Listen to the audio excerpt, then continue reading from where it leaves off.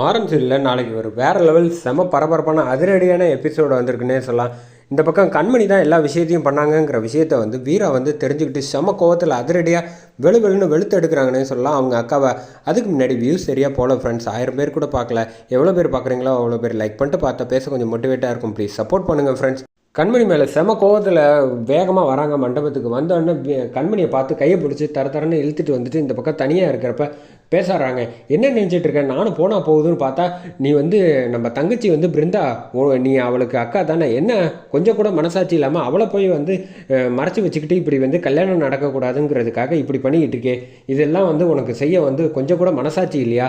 நீ நல்லா தானே இருந்த, எதனால் வந்து இவ்வளோ தூரம் உனக்கு இந்த கோவத்து இந்த குடும்பத்து மேலே அப்படின்னு சொல்கிறப்ப என்ன மறுபடியும் முதலேருந்து சொல்கிறியா? அண்ணனை வந்து நீ வேணால் பாசம் இல்லாமல் இருக்கலாம், சும்மா சொன்னதையே சொல்லிக்கிட்டு இருக்காத கண்மணி. ஒரு விஷயம் தெரிஞ்சுக்க, நம்ம சின்ன வயசுலேருந்து 3 பேரும் வந்து எங்கேயுமே பிரிஞ்சிடக்கூடாது, ஒன்றா இருக்கணும் அப்படின்னு சொல்லிட்டு எவ்வளோக்கு எவ்வளோ ஆசைப்பட்டோம். அதெல்லாம் மறந்து போயிடுச்சா உனக்கு? 3 பேருமே ஒரே வீட்டில் மருமகளாக இருக்கிறது எவ்வளோ பெரிய வரம் தெரியுமா? அதை விட்டுட்டு நீ வந்து இப்படி ஒரு விஷயம் நல்லது நடக்கிறப்ப இந்த சமயத்தில் போய் நீ வந்து பிருந்தாவை வந்து மரியாதையை எங்கே வச்சுருக்கேன்னு சொல்லு, மரியாதையாக சொல்லு அப்படின்னு சொல்கிறப்ப சொல்ல முடியாது. இங்கே பாரு, உனக்கு வேணும்னா வந்து அண்ணன் மேலே வந்து அக்கறை இல்லாமல் இருக்கலாம்.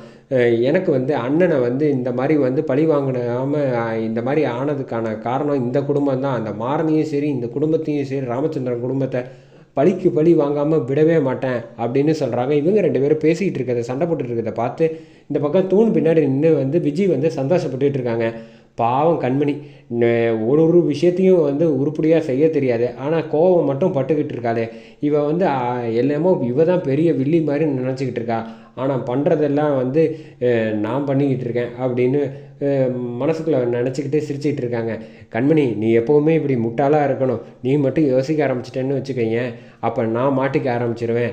உன்னை வந்து எப்பயுமே எந்த காலத்துலேயும் மாறணும் சரி, இந்த மற்றவங்க எல்லார் மேலேயும் வந்து கோவப்படுற மாதிரியே ஒவ்வொரு விஷயங்களையும் நான் செய்ய விடாமல் உன்னை வந்து அப்படி தான் வச்சுருப்பேன் என் கைக்குள்ளேயே அப்படின்னு சொல்லி இந்த பக்கம் கண்மணியை வந்து இப்படி மனசுக்குள்ளே நினச்சி சொல்லிக்கிட்டு இருக்காங்க. அந்த சமயத்தில் இங்கே இப்போ வீரா வந்து சொல்கிறாங்க, இங்கே பாரு, நீ வந்து இந்த கல்யாணம் நிப்பட்டுறதுக்காக ஒரு படி போனேன்னா அதை விட நான் 100 படி மேலே போய் வந்து இந்த கல்யாணத்தை நடத்தி காட்டாமல் விடமாட்டேன் அப்படின்னு பார்த்துருவோம். உனக்கு வந்து இந்த குடும்பம் என்ன செய்யலை, மாமா வந்து உன்னை தங்கத்தட்டில் வச்சு தாங்காத குறையாக வந்து சொல்கிறாரு. அவர் நீ இவ்வளோ பெரிய தப்பு பண்ணதுக்கப்புறமும் மன்னிச்சிரு, இந்த குடும்பத்துக்குள்ளே ஏற்றுக்கிட்டாங்களே, வள்ளியம்மாக்கு நீ இப்போ செய்கிறதெல்லாம் மட்டும் தெரிஞ்சிச்சு, சத்தியமாக உன் வாழ்க்கையை காப்பாற்ற முடியாது, என்னாலையும் எதுவும் செய்ய முடியாது, இது வரைக்கும் காப்பாற்றி கொடுத்து நீ சும்மா நிப்பாட்டு, நீ ஒன்றும் என் வாழ்க்கையை வந்து காப்பாற்றி கொடுக்கணுங்கிறது அவசியம் கிடையாது, நான் கேட்டேனா அப்படிங்கிற மாதிரி வந்து சொல்கிறாங்க. உன்கிட்டலாம் பேசி புரிஞ்சிக்கவே முடியாது. ராகவன் மாமா வந்து நீ எது சொன்னாலும் உன் மேலே உள்ள அன்பு பாசத்தில் சரின்னு சொல்கிறாங்க. அந்த 2 பேரையாவது கொஞ்சமாவது நீ நினச்சி பார்க்கணும். சரி, நீ நினைக்கலனால பரவாயில்ல, நான் வந்து இந்த கல்யாணத்தை நடத்தி காட்டுறேன், பிருந்தா நீ எங்கே மறைச்சி வச்சுருந்தான்னு நான் கண்டுபிடிக்காமல் விடமாட்டேன் அப்படின்னு சொல்லிட்டு இந்த பக்கம் செம கோவத்தில் அடிக்க வந்துட்டு, என்ன அடிக்க போறியா அப்படிங்கிறப்ப உங்ககிட்ட பேசி வேஸ்ட்டு அப்படின்னு சொல்லிட்டு இந்த பக்கம் கிளம்பி வந்து வீரா போயிடுறாங்க.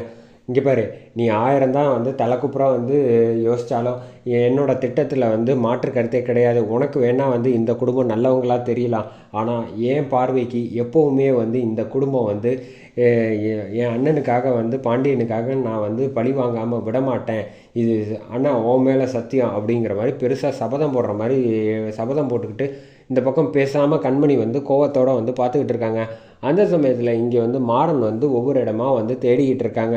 எப்படியும் வந்து நான் கண்டுபிடிச்சிருவேங்கிற வீரா கிட்ட வந்து சொல்லியிருக்கேன், அதனால் கொஞ்சம் மாறா, நீ வந்து வழக்கம் போல் வந்து எப்போதும் யோசிப்பிய அந்த மாதிரி யோசிச்சா தான் டக்குன்னு கண்டுபிடிக்க முடியும் அப்படின்னு சொல்லி அதோட பரபரப்பாக முடிச்சிருக்காங்க.